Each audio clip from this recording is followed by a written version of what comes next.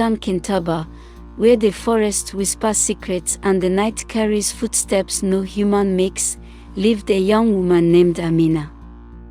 She was gentle, beloved by her village, and, though she didn't yet know it, carrying a child whose existence stirred ancient forces. And if only she knew why the witches wanted her unborn child, perhaps she would never have walked into the forest that night. 3 nights after Amina discovered she was pregnant, a strange silence descended upon the village. No dogs barked. No goats bleated. Even the wind refused to move. Her grandmother, Mama Zuwina, who was known for wisdom and a bit of the old magic, placed trembling hands on Amina's belly. Mama Zuwina. Child, this pregnancy is not normal. There is someone watching you. Amina laughed nervously. Who would want to watch me? I am only a weaver, Mama. Zuwina's voice dropped to a whisper. Not someone, something. She told Amina of the Nyanji witches, a coven older than the village itself. They were said to take unborn children to renew their power every 100 years. Their last attempt failed because the chosen child died before birth. But now, the century had turned. Amina's hands shook. Mama, are you saying they want my baby? Zuwina didn't answer. Instead, she gathered herbs, tied charms at the door, and forbade Amina from leaving the hut after sunset. But danger had already scented the unborn child. That night, as the moon sank behind clouds, Amina awakened to a scratching sound on the roof. Scratch, scratch, drag. She held her breath. Then she heard it, and every 100 years, the Nyanji hunted him before he grew powerful. They want your child, Mama Zuwina whispered. Because he is the one thing they fear. Amina fell silent, her heart pounding. But why me? Because the guardians choose vessels with pure hearts, and yours shines brighter than you know. The witches did not attack the next night, nor the next. But Amina began hearing voices. Soft, calling her name from the forest edge. Women singing lullabies. Children laughing.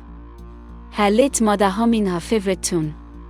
One evening, she heard a baby crying. It sounded so real, so helpless. Against all warnings, Amina stepped outside. Just one step, she told herself. Just to check. But as soon as her foot touched the ground, the crying stopped. And the forest grew unbearably quiet. Then she saw it, a tiny wooden cradle placed at the tree line, rocking gently. Inside lay a bundle. Amina's breath trembled. Her mind said run, but her heart whispered what if it's real? She stepped closer. Before she could touch the bundle, the cradle burst into black smoke, swirling upward into a tall, horrific figure with glowing red eyes and twisted limbs. The lead witch. Mother Nyanji. Her voice was like bones grinding together. Give us the child. Amina stumbled backward, frozen in terror. But a burst of blue fire tore through the clearing as Mama Zuwina arrived, chanting with a fury Amina had never seen. The witch hissed, recoiling. You cannot protect her forever, old woman, Mother Nyanji snarled. The child belongs to us. And she vanished. Zuwina knew the witches would return stronger. She prepared a sacred circle in the hut, lit candles made from lion fat, and painted protective sigils on Amina's stomach. Amina lay shaking. Mama, I am afraid. Zuwina held her tightly. Courage is not the absence of fear. It is choosing to stand even when fear wants you to crawl. Midnight struck. The earth shuddered as shadows erupted around the hut. Black claws tore at the walls.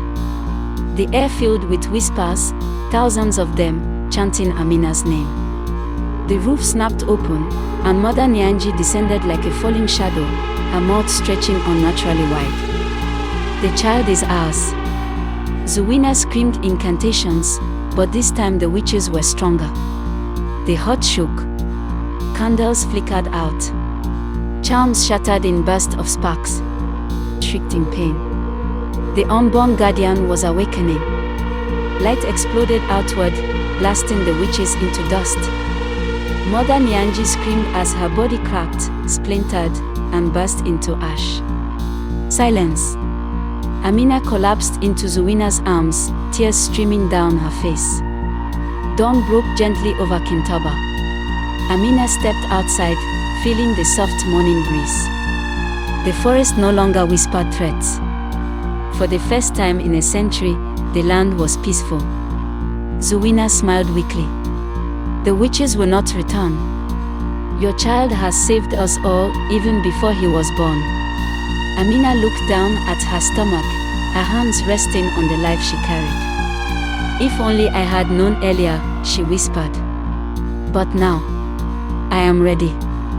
And from deep within her, the unborn guardian pulsed with warm light, as if answering her. The witches are gone. But legends say power never dies, only waits. And when the guardian is born, new battles may rise.